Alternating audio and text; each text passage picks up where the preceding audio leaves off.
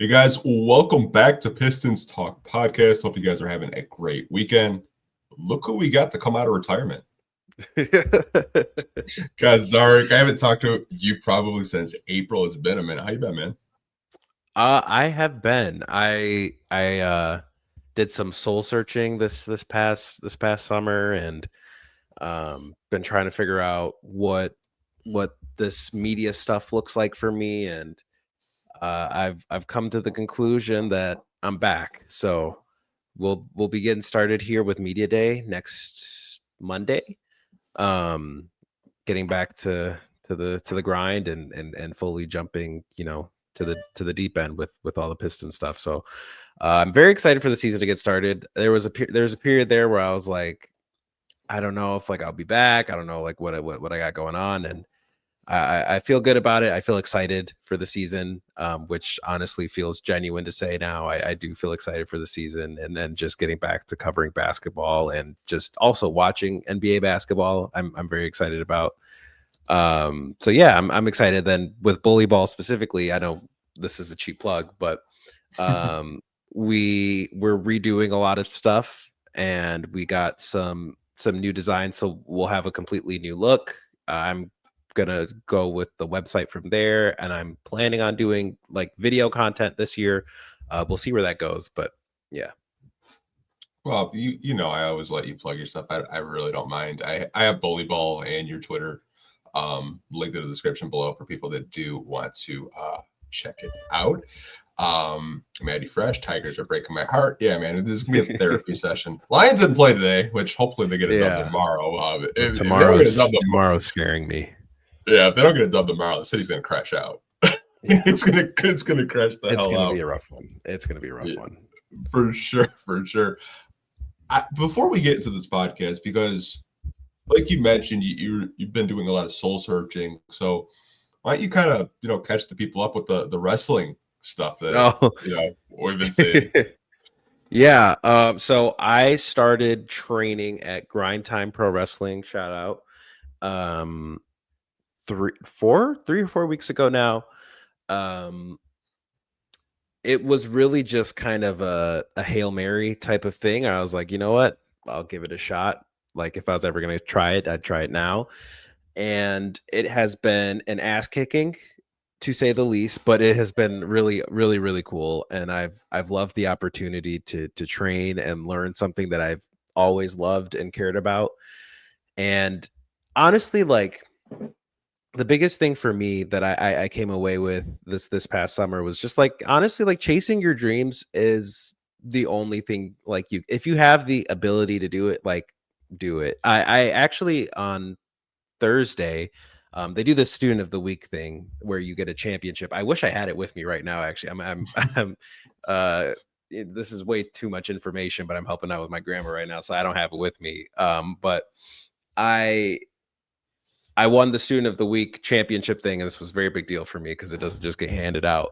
And right before I did, I saw Xander from Twitter, who I didn't even recognize, and was like, yo, I know you from Twitter. And we talked, and it was really cool. And it's just cool to see, like, it's a really encouraging and supportive space. And it's just like an out there thing to do. And it hurts, and there's a lot to it, but it is the coolest thing in the world. And it has been a blast to do. And if I make it November 20th on IWTV, I will be wrestling a match. So we'll see. You got a name? Like a wrestling name? I'm sticking with my actual name. Just because I feel like it's a unique. Someone told me it's a wrestling name, and I shouldn't change it. And I kind of hold that sentiment as well. Hey man, like that'd be really cool to come out, support you, go watch a wrestling match. That'd be fun to watch. Yeah, it's super cool. I just saw it. I was like, man, he's going for it. He's going to just work out at Darren McCarty's like grind line like wrestling camp, which I don't think a lot of people know that Darren McCarty is like a wrestling sicko. Like he lives, breathes, loves wrestling. That's his thing. Yeah, big time.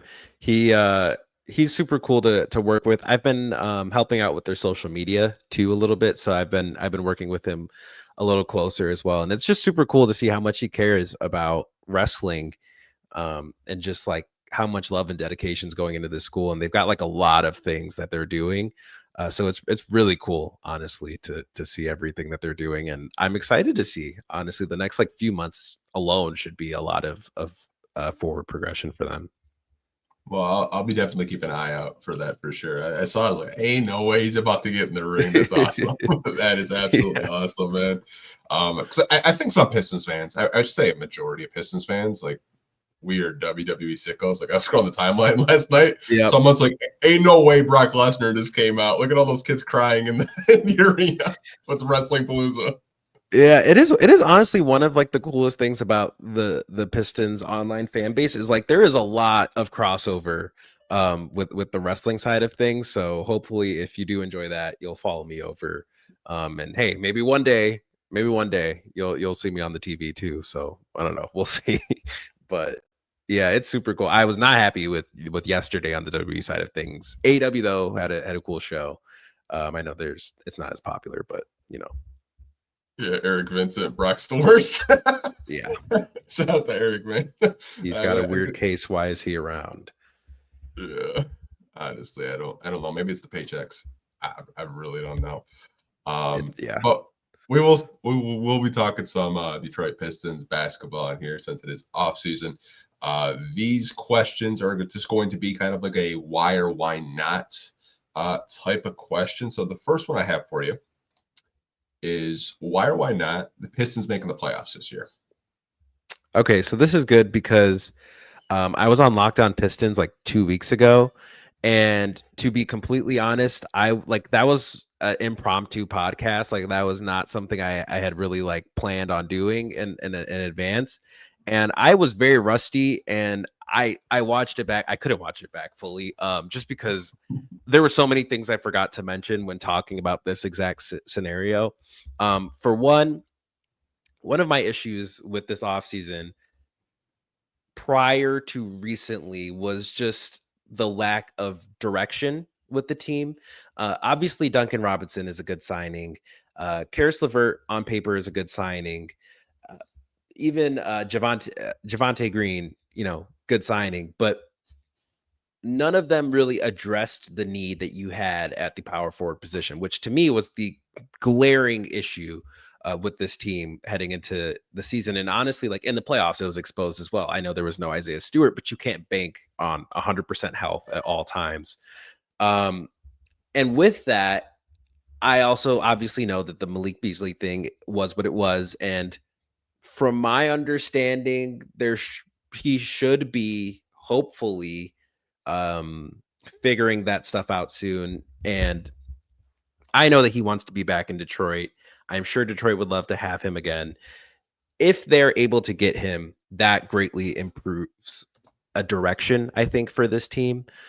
Because right now it's a lot of wings and guards, and there's a bit of a lack of depth at the power forward position. Bobby Klintman could fill that 100%, but I don't know if they're willing to put him in such a big role just yet. And I don't know if I would want to throw Ron Holland at spot 4 minutes either, just because, coming into year 2, I feel like you should be building off of what he did in year 1, where he was primarily a 2-3 and mostly just a 3, because guarding power forwards isn't just like guarding wings. It's a lot of you're guarding Giannis for some minutes, like it's not what it, is just like, oh, you're just, catching up and you're also playing someone your size. And Ron is tall, but he's not a big guy yet. So I'm curious about that. And we saw that what happened with Ausar year 1 a little bit with kind of forcing him to be a power forward when he's really a small forward. So I have mixed opinions on, what they did with the team this season. That being said, there's no reason to believe that the Pistons are missing the playoffs this upcoming season. When you look at the Eastern Conference, like to me, the teams, and I forgot to mention this, and someone just brutally called this out in the comments of Kuz podcast.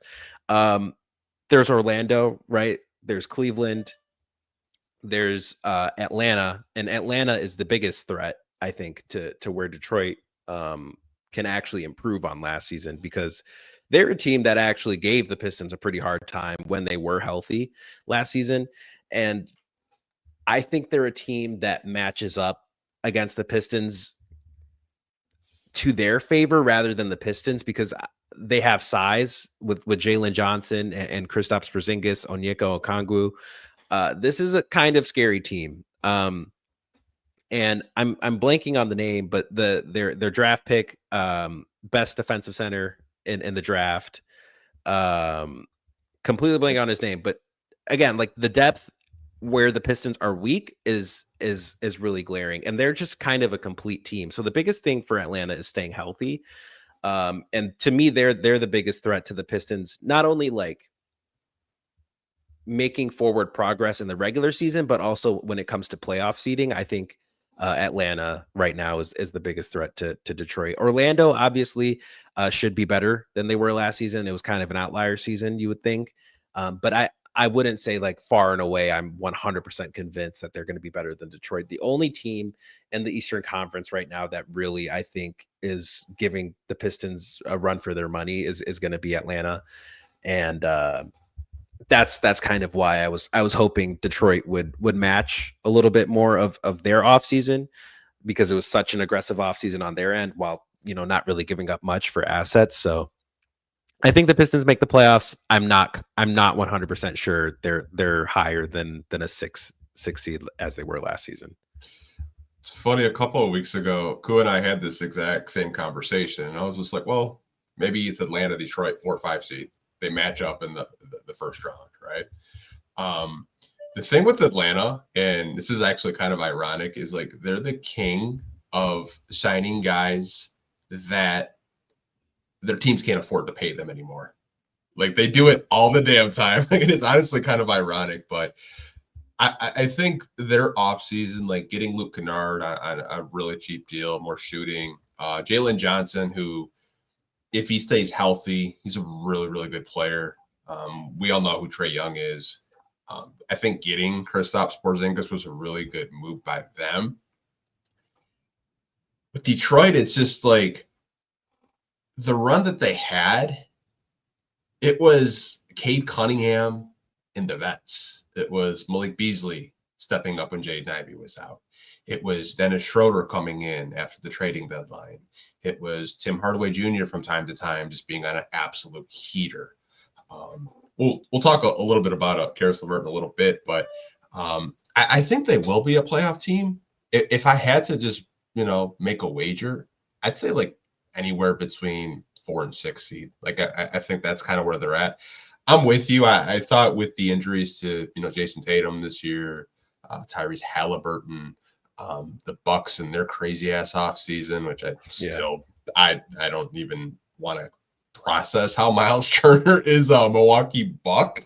And the Pacers like, yeah, Jay Huff, let's do it. But I don't know. I think it's going to be a very intriguing Eastern Conference with, Cleveland, New York, Orlando. I think Cleveland has a good shot to actually not be a top 4 seed with all the injuries that they do have the first couple weeks of the season, though. So there could be a team that kind of, maybe they get a couple of games on Cleveland, or maybe Cleveland's, lower than maybe a 3rd seed because of the injuries to Darius Garland, the injuries to Max Strus. So it'll be interesting to see, man. But I can't wait for the season. It's so close.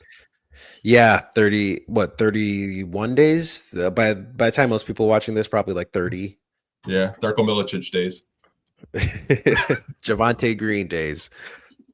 But yeah, I just also wanted to add Nickeil Alexander-Walker for Atlanta as well. That was to me the dream signing for the Pistons in terms of after the Naz Reid domino and the rest of those guys had already gone. Nickeil Alexander-Walker I thought was perfect because he adds a level of like skill to this team that they really like. Where I was talking about direction, like identity, defense, right? Like that's a huge thing. And having a elite perimeter defender, and you saw this with OKC in their playoff run, is having elite perimeter defenders wins you serious games, and especially in the playoffs, those are so valuable. And you already have one with Ausar Thompson. You have one of the best interior defenders in the league with Isaiah Stewart. I thought a big opportunity, like if you weren't going to go out and go get a big power forward or whatever, like was to double down on direction and identity. And that's kind of what I meant by that earlier. Was I feel like this could have been an opportunity to be like, okay, we're going all in with shooting, where we're going and bringing in a Duncan Robinson and then whatever type of specialist. But or you could go, okay, we're going all in with defense, and you go and get a Nickeil Alexander-Walker. Maybe you call about Drew Holiday, something like that, where you're developing a identity beyond just like Cade heliocentric offense and gritty defense, but asking a lot out of players who aren't necessarily known for their defense. But we'll see. I mean, JB got great defensive minutes out of like Tim Hardaway last season and Malik Beasley. So I'm sure he'll do the same again this year, but it would have been that was one thing I was really looking for. Yeah, I get what you're saying. Like if you are going to go a certain direction this offseason, whether it's you want to address more shooting, I felt like Trajan did that last offseason. You mentioned like getting the Nickeil Alexander-Walker. I felt like he was just like the wish list. Like it was like him, Santi Aldama, Naz Reid. And it's kind of funny. Like every time we like hear these names, they never happen. So my expectations are usually kind of low. But I kind of felt like Trajan's approach this offseason, maybe it's just me, is he was looking for more versatility. He was looking for guys that can play multiple positions. Like Duncan Robinson can play shooting guard, small forward, and even Miami played him at power forward because he's 6'7". Caris LeVert can play multiple positions. 6'7". I see what I did there. Damn it. As soon as you did that, I was like, oh shit, I said 6'7". I've been working with a lot of young kids, and they've been doing that to me like all week. And I was like, oh, did I say 6'7" again? But kind of circling back, I felt like this offseason for Trajan in this front office was more about like versatility and guys that can play multiple positions and play different types of roles. And I think there's a lot of different lineup combinations that JB could explore possibly. For sure. Do you kind of have that same mindset with this offseason so far? Yeah, no, that is definitely a plus. It's just sometimes with versatility, like it's something that we really talk about a lot and it gets valued, but actually implementing it can be a little bit difficult because ultimately like guys have to play a specific role. And that was kind of an issue prior to this past season with the Pistons, was like you were asking a lot of players to constantly switch. And that created problems with just knowing what exactly your role is. Now, can Duncan Robinson switch between the 2 and 3? Absolutely. Can Javonte Green kind of go 2 to 4? Yes, 100%.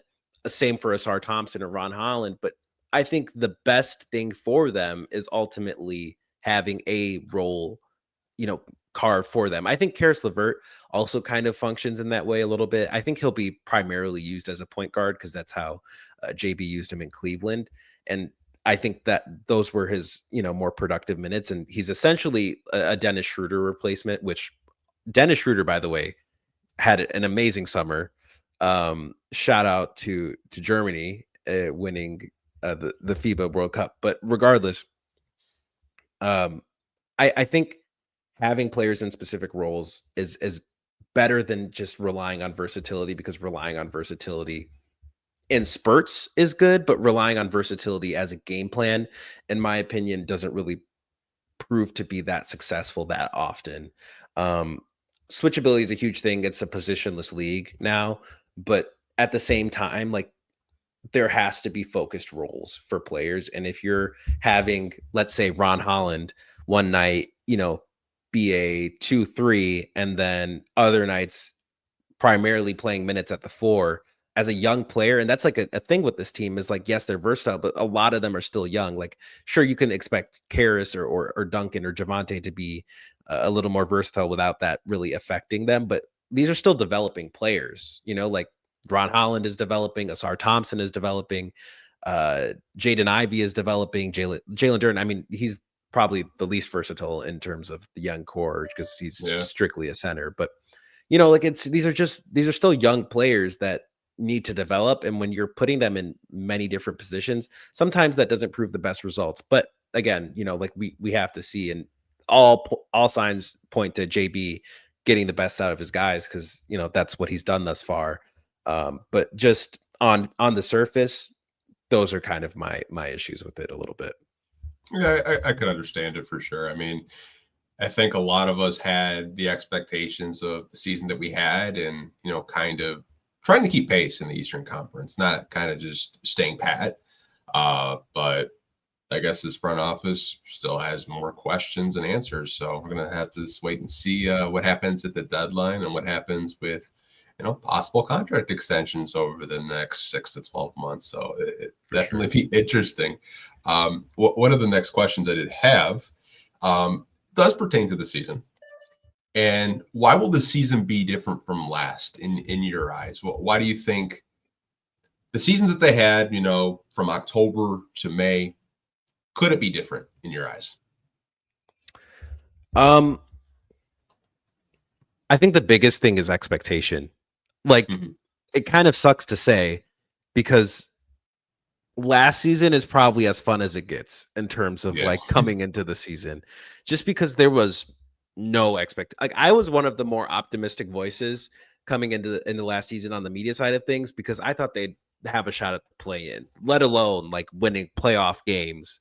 As a 6 seed is never something that would cross my mind. So now that we're coming into this season, there is expectations and there's pressure, and that could really go one of two ways for the Pistons, where you can respond with a more serious, aggressive way of coming into the season, where it's, hey, like we were at the playoffs, we could have won a playoff series against a team that made it all the way to the conference finals. Now we know what it takes, right? Like that's one thing. But on another hand is the pressure of expectations on a younger team that is led by a young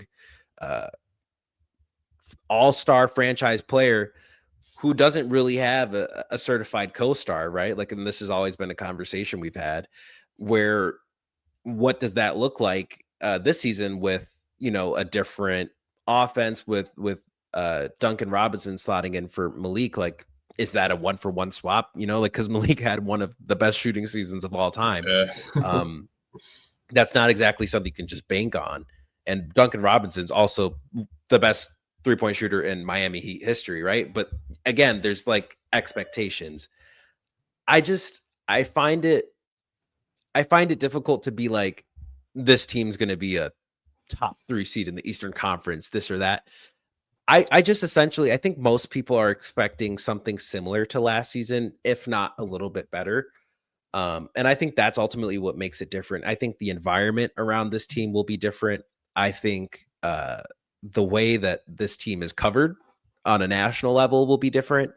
I think the biggest things in terms of players that are going to be different, I see much different things in the plans for Ausar Thompson, in terms of having a healthy offseason for the first time in his career, and also having the experience of guarding the primary offensive player in a playoff series, like guarding Jalen Brunson in a playoff series. I think having that experience under his belt is going to be really huge. Jalen Duren, what does he look like if he doesn't get an extension? Does he play with more hunger? Same for Jaden Ivey. What does he look like post injury? It's just a lot of different perspective rather than like tangible different things, if that makes sense. No, I think that's a really good observation by you. Like, last season, coming off a 14-win season, there was no expectations. Like, if you were a 10 seed, that's success in itself, because you've been at the bottom of the barrel during the whole Troy Weaver regime in the era. So now you actually have expectations. And it reminds me a lot of Stan Van Gundy's first couple of years, where, he goes 44-38, but they don't make the playoffs the following season because they had injuries. So I think this is the first time since then where there are actually expectations among the fan base. Like, I asked the question earlier this week, I said, how many games do you think they'll win? Like, I saw a lot of 50s. Like I haven't seen that probably since I was a kid, since like going to work era. Like that this kind of shows you like you give Pistons fans just a little taste of playoffs, man, they're locked in. They're ready to go. Yep. Yeah, and I in terms of things that'll be different, I think you'll see a lot more of a lively and full Little Caesars Arena consistently this year than you did last year, or even any year before that, if we're going to be completely honest. So I think that will be different as well. I don't know if I'd go 50. I would say like smooth, like 47. I would say like 46 to 47 wins is ideal, and honestly, like a huge win in and of itself. So yeah, I do expect this team to be a lot more exciting coming into the season than it, because a lot of times, like, I mean, this, like, coming into the off season and now we're what, a month away from the season starting. Usually it's like, hey guys, like, this is why you should care, like this is why, like, maybe this year's going to be different. But now there's people that are already tuned in, and a lot of people have expectations. Cade doesn't have the will he be an all-star, will he be an all, like, he already has proved himself on that level.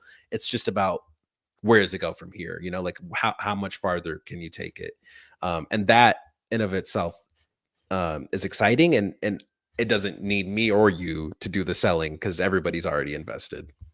No, I haven't actually had to make a video telling people why they should be excited. People are just excited because they played a New York Knicks team and they weren't 100% healthy. They were without two guys, and even people in the organization's like, yeah, we feel if Isaiah Stewart or Jaden Ivey was healthy, we'd beat them. Like, there's no way that they beat us in a first round series. And you could kind of see the physicality in like the second round with the Knicks against Boston. And they were like, yeah, Detroit woke us up. Like, the way that they played, they really prepared us for, Boston to make an Eastern Conference Finals run against the Pacers. But I mean, it's kind of weird, man. Like, offseason content's been really dry and it's been so boring. But it's just like, good organizations are boring. There's no drama. Obviously, there's drama this offseason with the Pistons, but it's not anything like in the front office. It's not, should we fire the coach? Should we fire the GM? Like, there's stability now. And we haven't had stability in quite some time. Yeah, it's weird because we're used to this team kind of being like a revolving door of players and coaches and GMs. Like, it's now kind of at a stable point, and it's really just about keeping it here and raising it a little bit higher. I feel like this is a really important season in terms of, like, we're talking a lot about expectations, like expectations for where certain players on this team can go. I mean, like, let's just be honest, Jaden Ivey, right? Huge part of this team, has a contract extension coming up. What does he look like post-injury, right? Like, what does he look like post-injury? What does he look like next to Cade? Like, this is ultimately a year of what do we do to maximize our ceiling?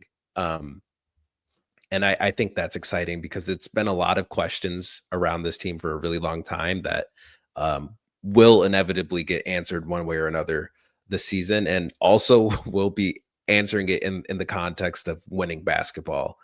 Because before that, the selling point of the season is like you get to see Cade and Ivy play together, and you can figure out the rest along the way. Like, maybe they'll sniff a play in, like maybe if we're lucky. But now the expectation is playoffs, and I think that's how it should be with a franchise that's known for winning. Yeah, it's like during the rebuild, it's just like selling point. Because I used to get the phone calls from like ticket salesmen and be like, "Hey, so and so has a bobblehead night. Are you interested?" And I was like, "Yeah, I don't know." And then you get like a phone call to like, hey, like, we got the Lakers really soon, really early on the schedule. LeBron, like that, even like the ticket salesman, when you're talking on the phone with them, like, their vibe is different, their energy is different. So I mean, I feel like the whole city is just kind of like, that the pulse of Detroit Pistons basketball is back to beating, and it feels good, man. For sure. Okay, so got a question about Caris LeVert, which I think should be a fun one. So, why will Caris LeVert be different from Tim Hardaway Jr.? Oh, well, this one's an easy one, just because Caris LeVert will not be playing Tim Hardaway Jr.'s role on this team by any stretch of the imagination. Um, Caris LeVert will essentially be coming in to be, like I said earlier, like the Dennis Schroeder replacement, where he's going to be ideally your backup point guard. He's going to control the offense off the bench. He's going to be that kind of two-way guard where I think he has this on Schroeder a little bit, where he's a better defender, where he'll be guarding uh, your other team's perimeter players with respectability. You know, like it's Mhm. not like he's just getting blown by. So he's a respectable defender. Uh, Decent enough offensive player. He can be fun in spurts sometimes, a little too fun for his liking sometimes. But that's neither here nor there. I think Caris will be a good addition to this team. I think the best question for this is, will he be different from Dennis Schroeder? Because Dennis Schroeder, I mean, this is something that I feel like we didn't really talk about enough. He won them a playoff game, right? Like he won the Yeah. Pistons their first playoff game in what, like almost 20 years. And he was a big part of them even getting, to that series in the first place. We took it for granted because a lot of it was quiet, but and it was just, he was the calming presence off the bench.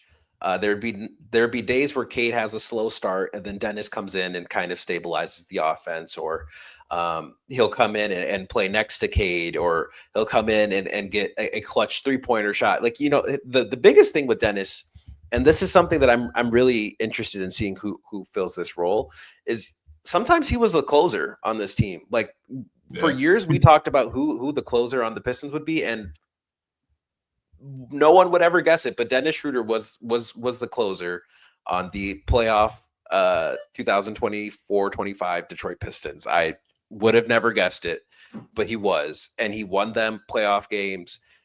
He won them regular season games. Sure, he was not putting up like 20, 30 a night, but he was impactful when it mattered most. And you can even see that this past summer with Germany. Like, he is a clutch player. I don't know who's going to fill that role on the Pistons. I mean, obviously, Cade Cunningham, right? Like, you would look for him to be the closer, but there's going to be nights where Cade's getting blitzed, at the end of the game. Like, let's say game's on the line. You got 50 seconds left in the game and you're down by 5. Who's going to hit that 3 that you need to get it to 2? I don't know right now. Like, obviously Duncan Robinson is there, but who's going to make a play for themselves that kind of is able to close games? I don't know right now. Jaden Ivey had the game winner against Toronto. That was very good, but he hasn't shown to be the Sacramento one. Of course, I'm sure someone will mention that in the comments. But you don't know, right? Like there is Yeah.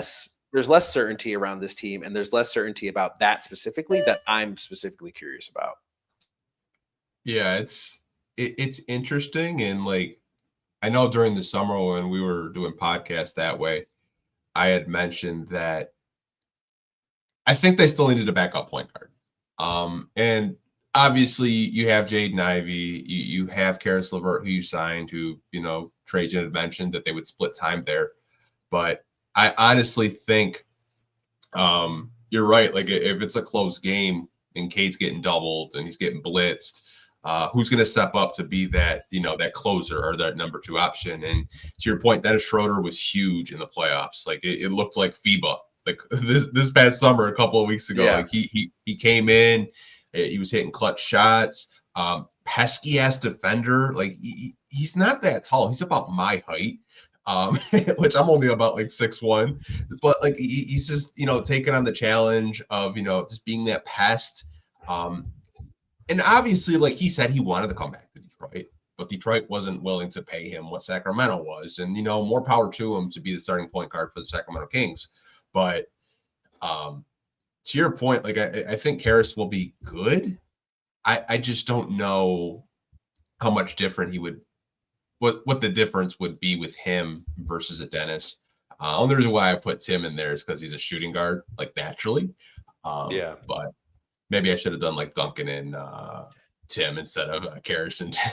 No, I mean, it's a fair question because a lot of people, even around the league, like media wise, kind of compared Caris to Tim this offseason, saying like he was going to replace Tim Hardaway Jr. And I was like, I just don't see that because by all accounts, like Caris LeVert will be the backup point guard for this team. Like, like looking at roles, like if anything, Tim Hardaway Jr. doesn't really have a replace. If he does, maybe it's Javante. Like, you know what I mean? Like, he doesn't really have a replacement on this team. Malik does for now. We'll see if he resigns. By the way, that greatly improves my opinion of this team. Without, because then you're going all in on shooting, regardless. I don't know. I don't know how I feel about Caris as a signing, because I like him as a player. I don't know if I love his fit on the team. I feel like you probably Dennis Schroeder's contract isn't that far off from, I don't know. I'm very curious to see how he fits on the team. I'm sure it'll be pretty seamless and it'll be fine, and all this discourse will ultimately mean nothing. But I just feel like it's a bit of a question mark. He's not the greatest shooter, and I know he's played the point guard pretty decently, but like not exactly what he's known for. But again, he's a JB guy, so I'm sure this will work out. I thought they signed, because I kind of had this opinion the more I thought about it. I thought they signed Caris for more of Jaden Ivey's benefit than anything else. That way, like, you don't have to, you don't really have to have Jaden play backup point guard with the second unit. I'd like to assume both of those guys are out there. Maybe Jaden Ivey has the ability to play more off ball, if you want, or maybe you're not relying on Jaden Ivey to, kind of stagnate with, like, starting with Cade Cunningham and then coming off the bench. But I think for a pivot move, obviously with what happened, I thought it was really swift by the front office and the organization.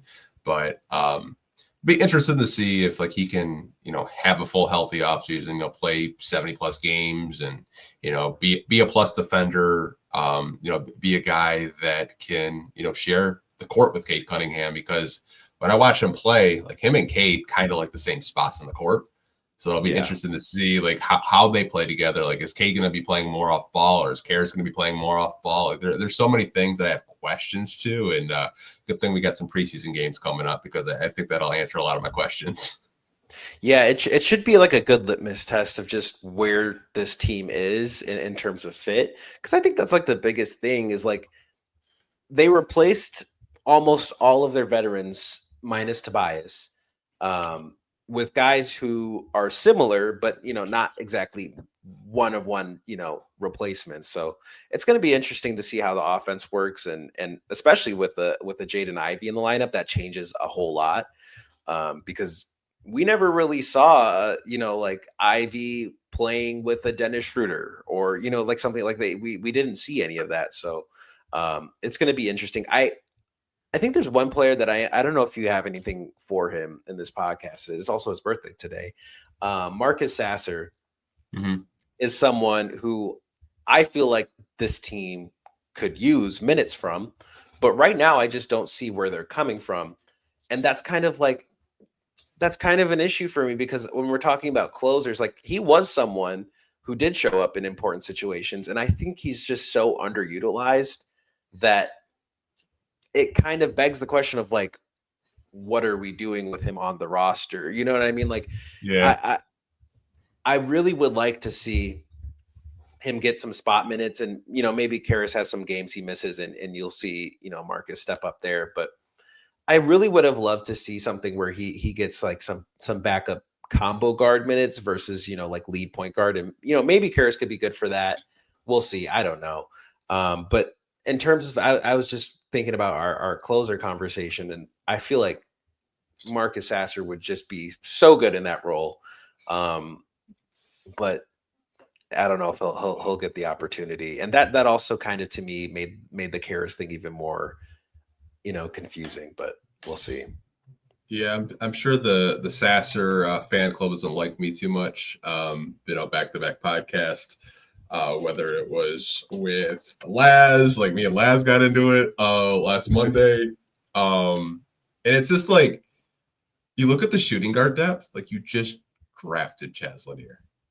But, like, Marcus Sasser is he's just stuck in a place where it's like, unless there's an injury, unless it's garbage time, or we're just getting our ass kicked. JB didn't really use him too much last year, and like, obviously it's not his fault. It was a previous regime that drafted him. I think he's a very talented player. It's just the position that he is in.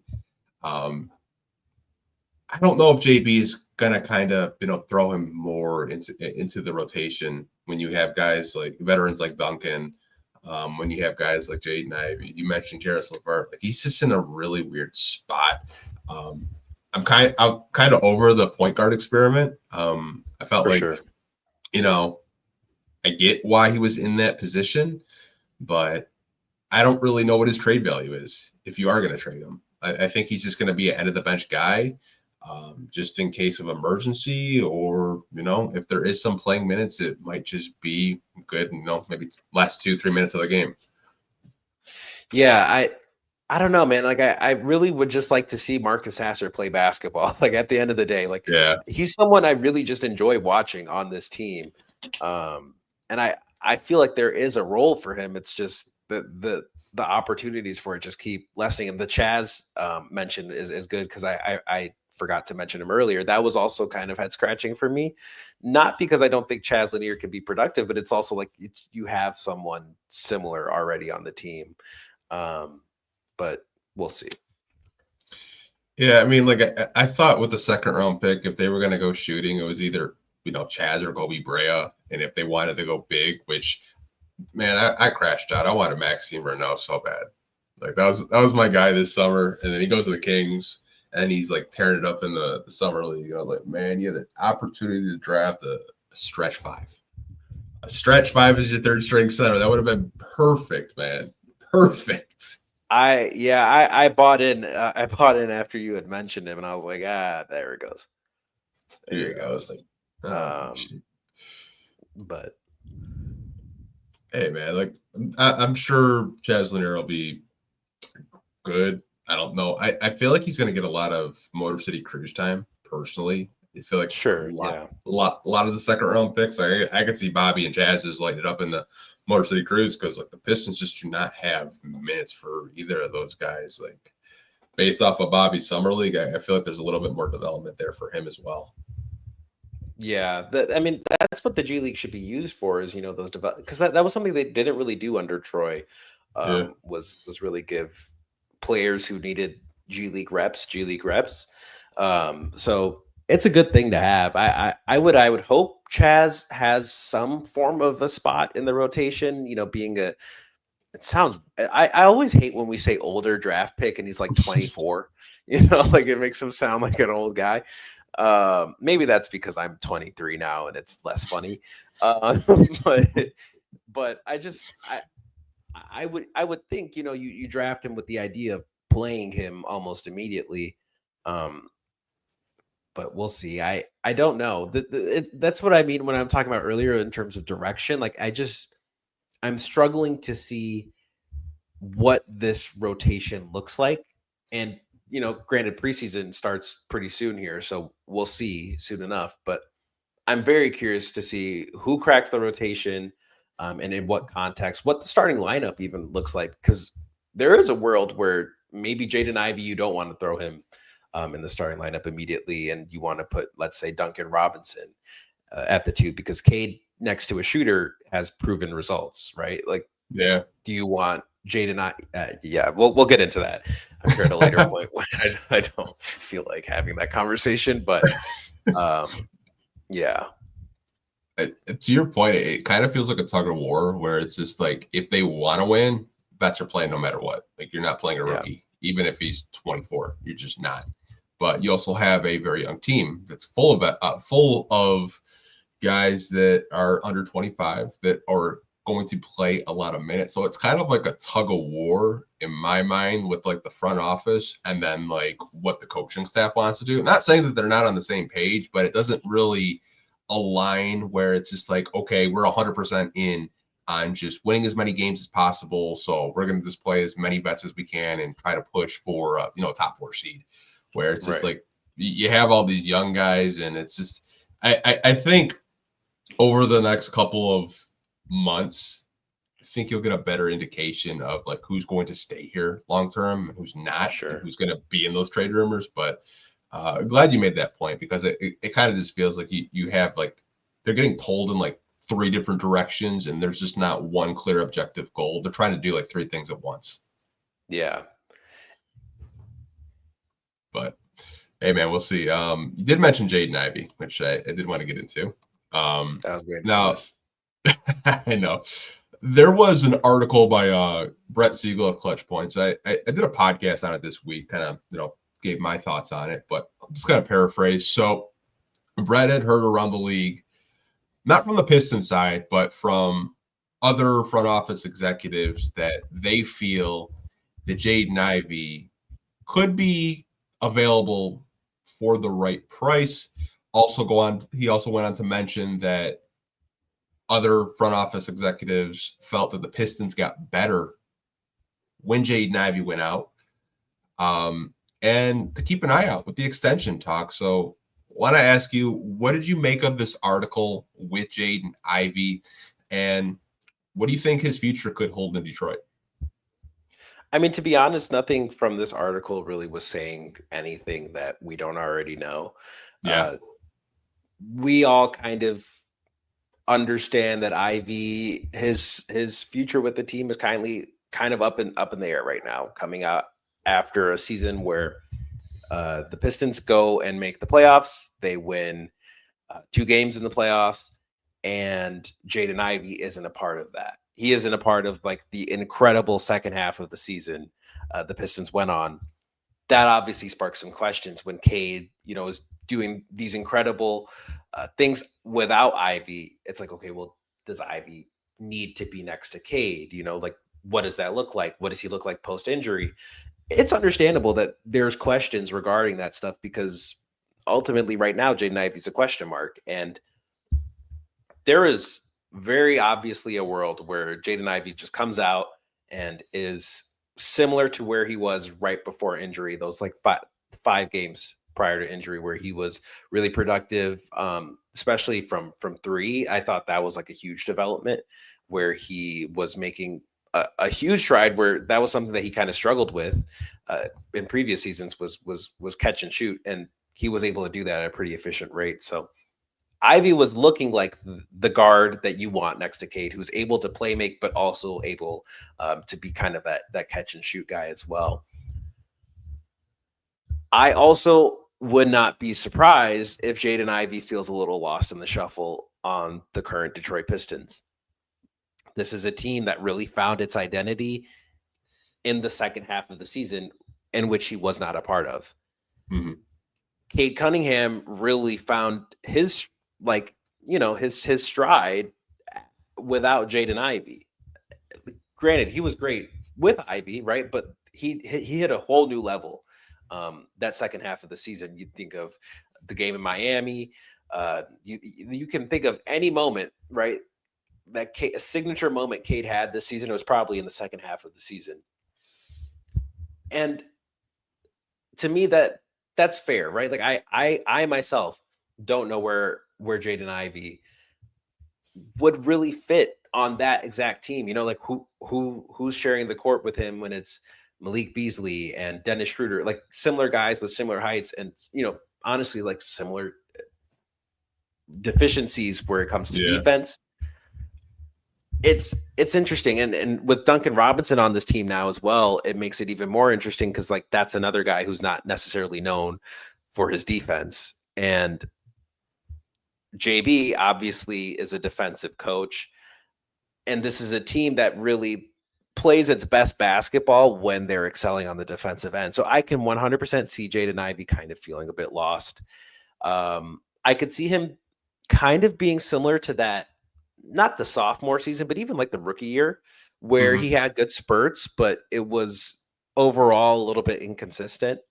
And with that being in mind, I'm not saying anything that Trajan Langdon doesn't know. I'm not saying anything that Arn Tellem or anybody in the decision-making process does not know. So there is, I'm sure, a reason why there has been no contract extension signed yet. On one hand, Jaden Ivey, I can assume, is willing to be like betting on himself, right? And then on another hand, I'm sure the Pistons have their reservations about what exactly Jaden Ivey looks like, not only post injury, but in the scheme of this team, because this is a team that's ultimately with Cade as the number one priority. What does that look like for Jaden Ivey? I don't know. And I think if I were other NBA teams, I would 100% be at least calling Detroit, seeing what's going on there. If I'm interested in Jaden Ivey, because it seems like, from an outsider's perspective, if I was another NBA team, that like there might be a world where he could be available. Now, from the Pistons' perspective, I already know they're not really calling teams and saying, hey, we have Jaden Ivey for this or that. I feel the Pistons are very comfortable where they're at. Trajan Langdon isn't really the type of GM to go and shop a player, especially if he doesn't need to. Where I feel like right now the Pistons really are just comfortable waiting and seeing with Jaden Ivey. From other teams' perspectives, that looks like, he's available and we could get him, but I don't think the Pistons are really eager to move him. I think they're just really eager to see what the season produces. Yeah, everything you said is kind of like what I echoed a couple of days ago. And like, if you think about it, like Ausar Thompson's minute restriction didn't get lifted until Jaden Ivey got injured at like that Orlando game. So it's just like looking down on like NBA.com and like minutes, like Cade Cunningham, Jalen Duren, Ausar Thompson, Jaden Ivey played a whopping 5 minutes together last year. Like, dude, that's insane. Like, that's honestly insane. Like, those are core guys that you drafted in the lottery that haven't played together. But to your point, like, I think there's going to be a lot of teams, obviously, zeroing on players you drafted that may or may not have contract extensions done. Jalen Duren, Jaden Ivey. Obviously, they have until October to get them done. Not saying that they have to get them done. They could go into restricted free agency, and you have about 6 teams with cap space that you could try to play with if the Pistons want to go down that route. But in terms of Jaden Ivey, I honestly think that there's so many questions still, and it's not really his fault. Since he's gotten drafted, it's his backcourt has just not stayed healthy. I think there's a lot you could take into last year if you weren't a Piston fan or you were a front office executive, and you see Cade take just a whole nother leap and a whole nother step, and he's averaging 26 points a game, and he's playing with bench guys like a Malik Beasley, like a Tim Hardaway Jr. And they're like, Cade was averaging 26. Malik, when Jaden Ivey went out, was averaging like 16 points a game. Like, maybe they want to move off from him, which I think that's where a lot of this noise is coming from. I still think that they want to see if this backcourt can work, if they want to invest long term. And I think that's why a contract extension hasn't just gotten done. And I've kind of heard the same things you have. Like, I've heard that the Pistons are very high on Jaden Ivey. There's a lot of people in that building that love him, love his work ethic, love his character. But it'll be interesting to see this season, like, what does happen, if there are any moves at the deadline, if there are conversations about getting a deal done within the next, couple of weeks or so. But I don't really think there will be, just based off of last season and only playing 30 games. So, I'm sure the two parties probably have a figure in their head where they're comfortable with. And I think if, the Pistons offered him something substantial, he would already be signed and locked up. We wouldn't be having this conversation. Yeah, agreed. Yeah, it's honestly crazy, man. Like, the amount of conversations I've had about Jaden Ivey this offseason, and they're all about fit. They're all about, does he fit next to Cade? It's honestly kind of crazy because, like, we just haven't seen them healthy together. It's wild. And even including that, like, even at the start of last season, you mentioned it, like, Ausar Thompson was not there, right? Like, he was still coming back from the blood clot thing. And then in the few minutes that they did play together, Ausar Thompson was not the Ausar Thompson that we saw at the end of the season, right? And let alone like Caden Ivey. What does Ausar and Ivey look like, right? Like what do Yeah. they look like next to each other? Because those are two players that their primary means of scoring are right at the rim, right? Like I know Mhm. Ivy shot well last season, but by all means, he's still a player that's going to get most of his buckets around the rim or in the mid range. Ausar Thompson is the exact same shot diet, Yeah. like if not obviously more in the paint. What does that look like? Because they more than Cade and Ivy have not done well together. Like those are two players that have not played well off of each other. So I'm very curious of what they look like next to each other as well. I was curious with all the running they did last year. Like, how would that look? Because I mean, you had Ron Holland coming off the bench, kind of leading that charge. Ausar Thompson, obviously, just a transition nightmare. Jaden Ivey's really fast, so that's what I'm curious about too. Is just like, do they try to push the pace and run because they have the athletes to do it? We didn't really get to see that too much with Jaden Ivey. I felt like they didn't start running consistently and being a transition team until like after the All-Star break, and they were like one of the best in the NBA at that time. That's when they're playing their best basketball. Genuinely, it's like defense and transition. Like when those two things go hand in hand together, and that's ultimately like what set the Pistons apart. And if the Pistons are a 50-win team this year, it's because they get out in transition. Like, make no bones about it. Obviously, Cade playing how Cade plays is a huge part of that, but right there is playing in transition, because this is an extremely athletic team with Ausar Thompson, with Jalen Duren, Ron Holland, Jaden Ivey, like athletic freaks. If you put them in transition, it's a really fun team, and it's a really hard team to match in terms of pace. So I think that's going to be one thing that really plays in their benefit if they do go towards that more, because it felt like towards the end of the regular season they started playing a little more. I don't want to say relax, but they started playing a little slower, and stopped, making transition a point of emphasis. So I really would like to see that be a priority for them this year. Yeah, I felt like they tried to play more out of the half court than just playing open, which I mean, playing in the half court is fine if you have the shooters. But obviously towards the end of the season, I mean, like Malik Beasley just went absolutely cold in the playoffs. Tim Hardaway Jr. had his moments, but I mean, if you don't have shooters knocking down shots in the half court, then you're just relying on Cade to do everything.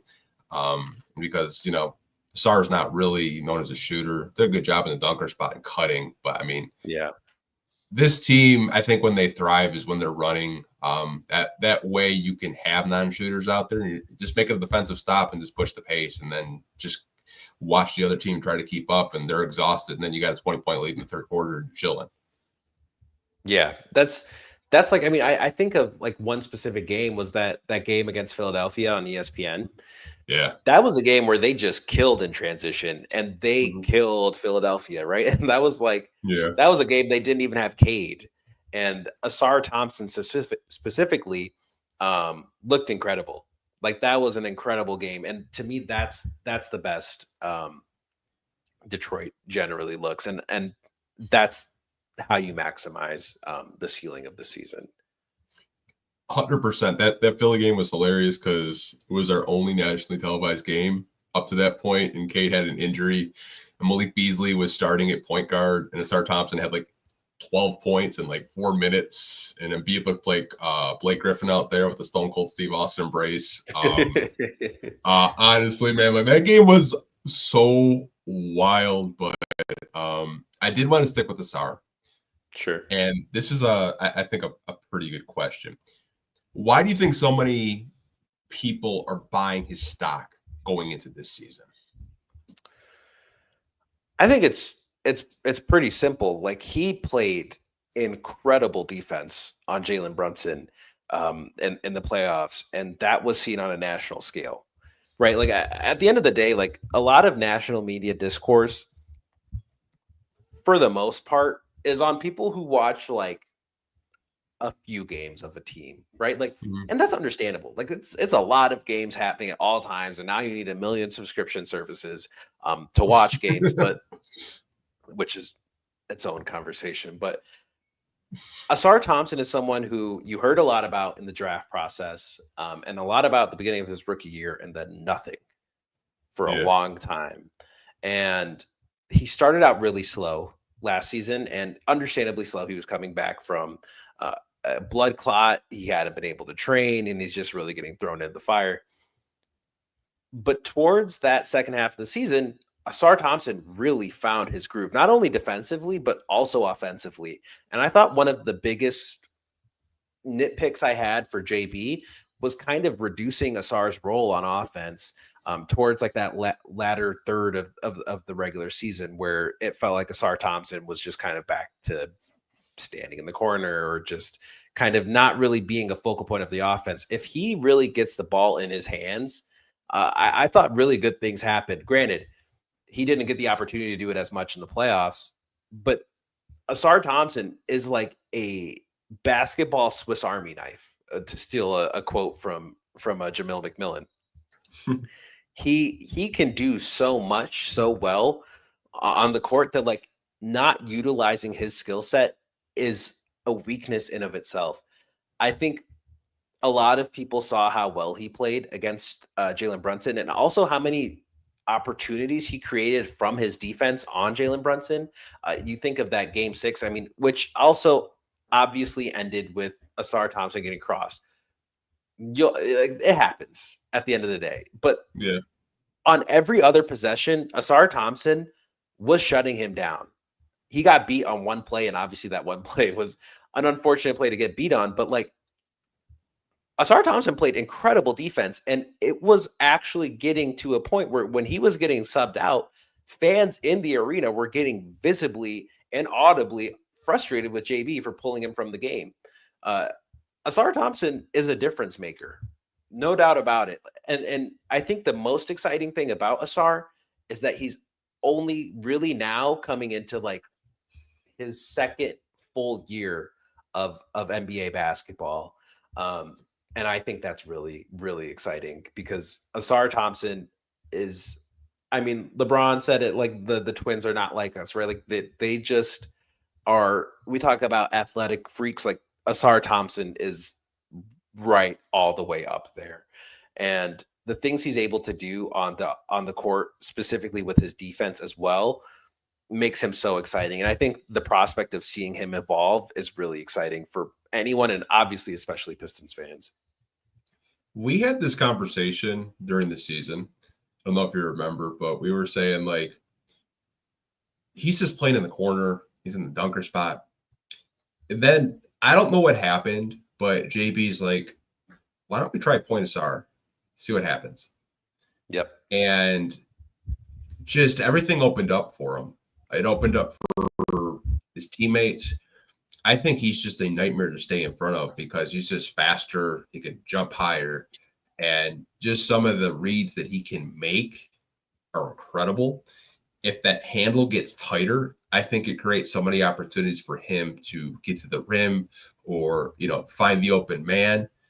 But it's just about exploring his potential. And it kind of goes to like, how much do you want to put on his plate this year? Do you want him just to be the stand in the corner guy, play good defense, maybe be your fourth option? Or do you want to explore that point of what you're doing last year, and you have different looks, whether it's Cade bringing the ball up the court, whether it's Jaden Ivey, Ausar. I would like the second option. I would like multiple ball handlers bringing the ball up the court, more having the ball in Asar's hands, because I think it just creates so many mismatches. And to your point, like some of just the defense on Jalen Brunson, man. Like they were up 8 points, and there was nothing Jalen Brunson could do up into that. I kind of call it a push, because it kind of looked like he pushed off a little bit, but I just keep telling myself that. I can't lie. So I saw that in my viewfinder on my camera, and I have like the bird's eye view. I mean, there's if you play basketball, and especially if you play defense, like it happens, like you get crossed, but he did get crossed. There was no push, but I mean, there's nothing to be ashamed of. He did all he could that series and specifically that game. I thought he was incredible that game. Like, talk about breakout performance. Like, to me, that was a breakout performance for Ausar, and it really points to the fact that like it's ultimately how he's used that really dictates his performance. If you put him in a position to succeed, where you know his skill set and you know the things that you can do to put him in spots where he's being used, that's all he needs. That's legitimately all he needs. Even the game before that in New York, where he had like 20 points and like Yeah. Josh Hart, I could see the anxiety on his face every time the guy had the ball in his hands. He's like, ah, shit, not again. Yeah. This is he's just such a unique athlete, but I'm buying the Ausar stock to the moon. 100%. Honestly, like I think he could be in most improved player of the year odds. For sure. If you can bet on that, I would personally, just because I could see him averaging close to 12 to 14 points a game if JB puts the ball in his hands, and that free throw percentage, we need it to go up a little bit, like get it a lick around the 70s, and I think we'll be good over here. Yeah, I think the biggest thing with Ausar, like obviously the 3-point shot, right? But yeah. I think the biggest priorities for this season, you mentioned both of them, and it's the ball handle and his free throws. If he can just get those two things down, we can focus on the 3-point shooting next, right? But like, if he can have a tight, because the handle did get a bit loose and you could see him panic a little bit with the ball in his hands at certain times.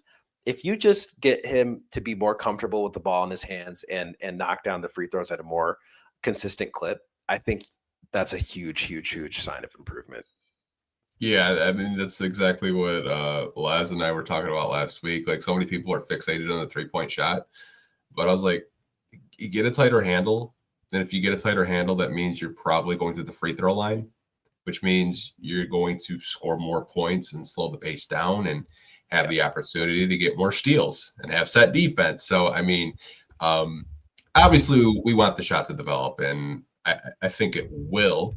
I just think when you look at kind of Ausar and Ron, I think Ron was, when he came out of the draft, his form was like really good. It's just his landing wasn't the best, and you saw the landing, in the summer league. He shot 40% from 3.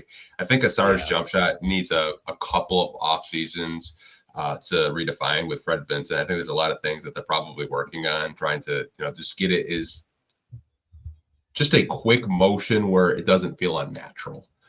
For sure. And I think Ron, like, he could probably shoot 40% from 3, not this year, but maybe the following season, because I think the shot's really good and he puts a lot of work into it. I think Ausar, for me, it's just, you got to give Fred Vincent a couple off seasons for him to work with him.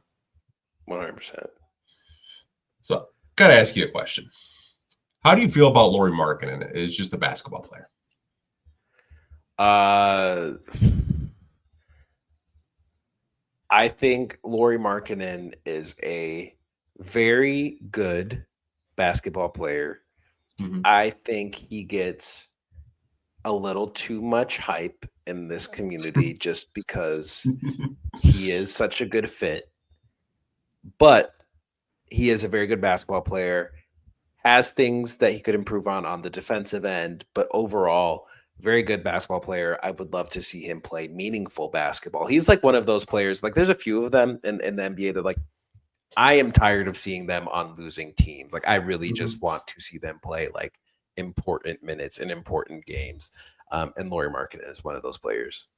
So you don't think he's a put up big stats on a bad team guy? You think you put him on a good team, he puts up comparable stats? I think I'm not saying that Lauri Markkanen's going to go, let's say, to a playoff team and an average 24 or something like that. But can he be a 18 to 20? Yeah, I think he can be easily.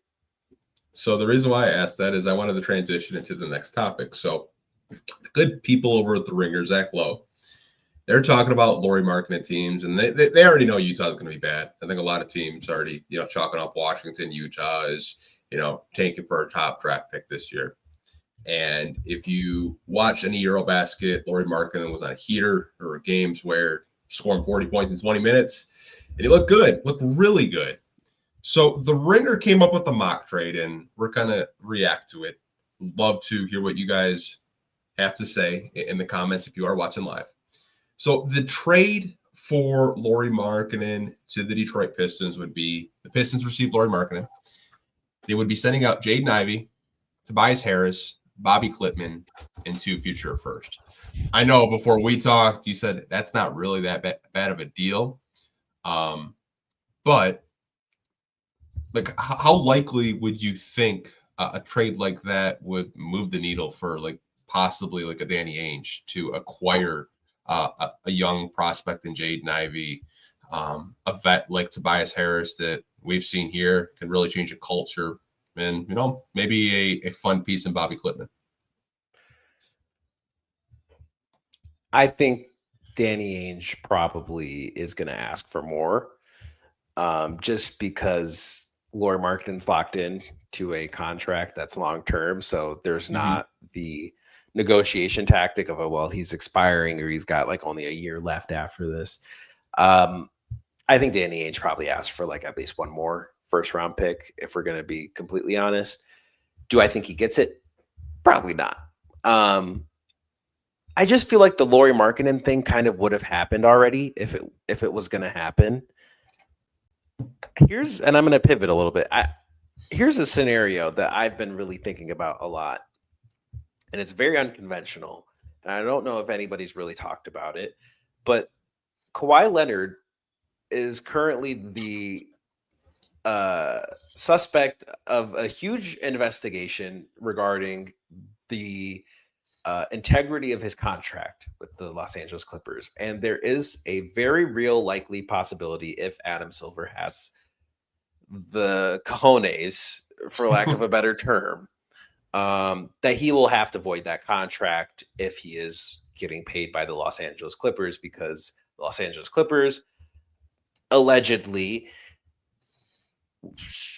did some things where they paid him a lot of money without it affecting their salary cap, which is something you can't do in the NBA. Then there comes these reports of Kawhi and the Clippers kind of meeting at they're not meeting together anymore, and it's maybe time for the Clippers to get out of the Kawhi business, which is also convenient. And I don't know if this is exactly how this works, and I could be completely wrong, but if Kawhi isn't on the Clippers, I don't see how his contract is getting voided if he's not getting paid, by Steve Ballmer. Could he get fined? Sure. Suspended? Definitely. But could his contract get voided if he's not getting the same deal? I don't know, right? Like if he's on another team getting paid by another team, I don't know if that still, is the same. If they trade Kawhi before there's ever a decision made, I don't know. And it just so happens that Tom Gores and Steve Ballmer are pretty, at least from the outside, they look like they're pretty good friends. They've been to games together, and they kind of would seemingly be in a win-win situation where Tom helps out Steve with a situation that is pretty bad look, and in return, you could do the exact same package. Maybe even not with Bobby, like you could just do the same package with less first round capital, because Kawhi isn't, at Lauri Markkanen's age, and he doesn't play the same amount of games that Lauri Markkanen plays. I could see a world where that happens. I'm not saying that's something that's going to happen or would happen, or even that I would do it. But is that something I could see more realistically than a Lauri Markkanen trade at this point? Yeah, I could, because I think it's very likely, like with all the stuff that's going on, I'm so certain the Clippers are desperate to just sweep this under the rug and get Kawhi off their team as fast as possible, so they can get out of the Kawhi business. And it just so happens that he would be a fantastic fit in Detroit if it happened. I'm not saying it would happen. I'm not saying I would do it even. I'm just saying in a hypothetical sense. Ausar Thompson and Kawhi Leonard next to each other would be terrifying.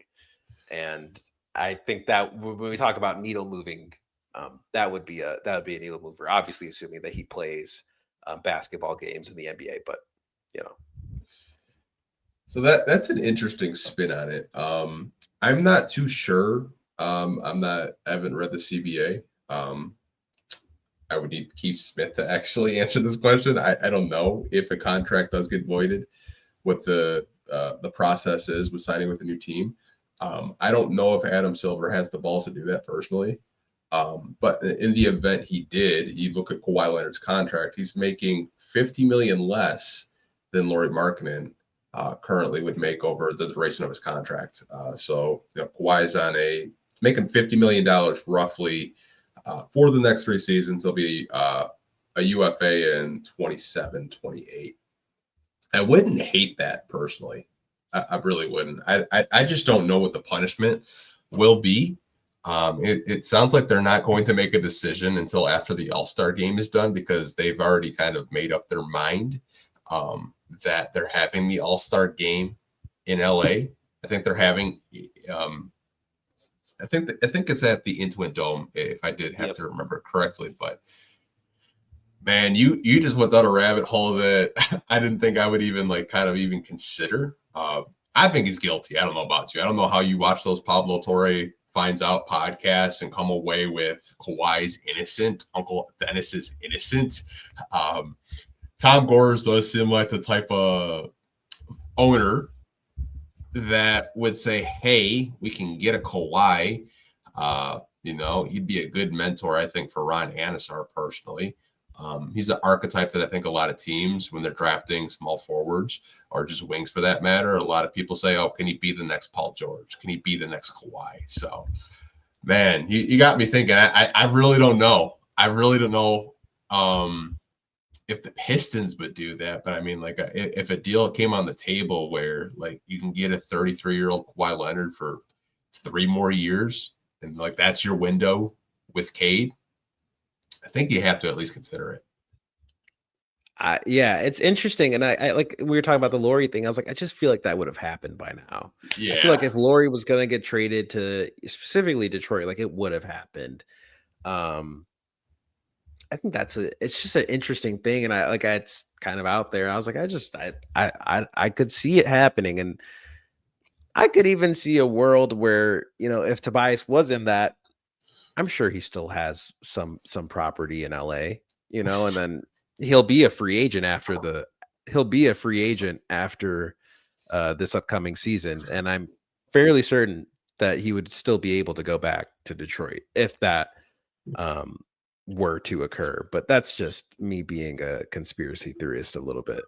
You're trying to trade this man to the Clippers twice in his career from the Pistons. Crazier things have happened. Oh man, I was thinking about it. Like, man, we're I have a feeling, and maybe it's just me, that if they do make a big move this trade deadline, Tobias almost has to be in it. You have a lot of contracts now that are really stackable, so it's easier to get up to the 40-50 million threshold. And in years past, we really didn't have that, but now that everyone's on bigger deals, could totally see Tobias being part of a package. But the Lauri thing, I'm kind of with you. I felt like if the Pistons were going to make a move, it would have been before he signed that contract.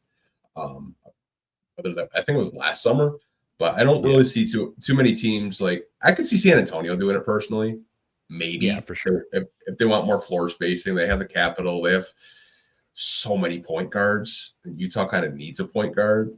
Maybe you throw them, I don't know, maybe a Stephon Castle, because I feel like they really want to do Dylan Harper and De'Aaron Fox and just kind of experiment that way. But now you got me thinking about Kawhi. I'm probably going to be thinking about him for the next week. I was like, man, that could possibly happen. I mean, you just have to think so much out of the box.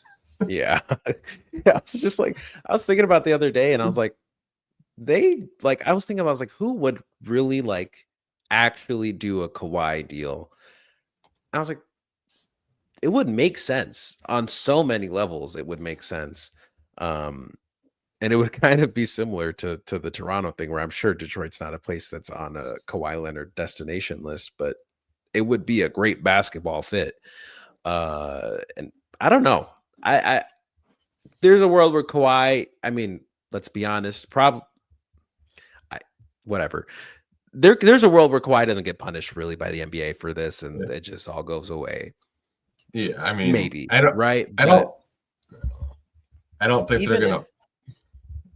Even if that doesn't happen, I just feel like the Clippers are kind of seeming like we want out of the Kawhi business. We don't want to keep doing this. We don't want to pay the remainder of this contract. We've already paid enough out of pocket. Like, let's go ahead and wrap this up.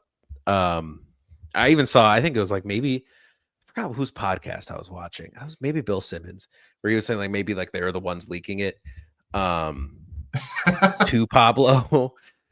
But that's neither here nor there.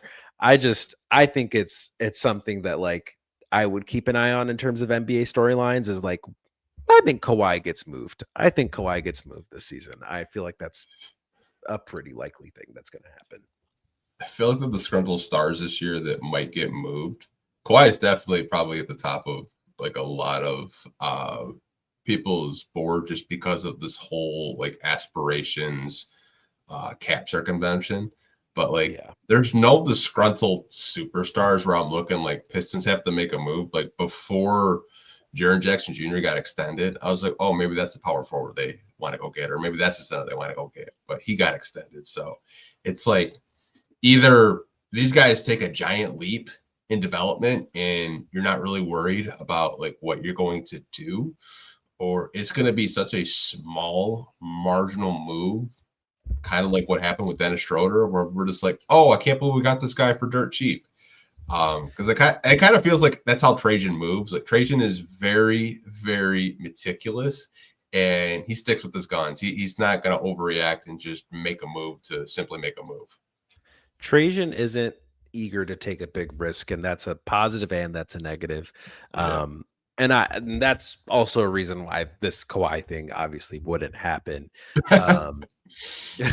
But in the world where, you know, they do get a little bit curious and they're like, you know, maybe there's a world where like, you know, like we're just not going to reach an agreement with Ivy and let's use this as an opportunity to upgrade, you know, like something like that. Then I could see it. But I just don't think he's very eager to be doing this. It's just it's an idea. And I think it would be a organizational decision overall. I think it would be a lot of conversations happening there, and then Trajan kind of comes around to it type of thing. But you know, we'd see. I could see the Pelicans doing it. Oh, that's a good one. Yeah, like a Zion for Kawhi swap or something. I could so see Troy Weaver, Joe Dumars, and just the war room saying like, we could get Kawhi if we give him like Herb Jones and some stuff. Like that would be the funniest possible guy to trade for Kawhi Leonard is Herb Jones. That would be actually really funny.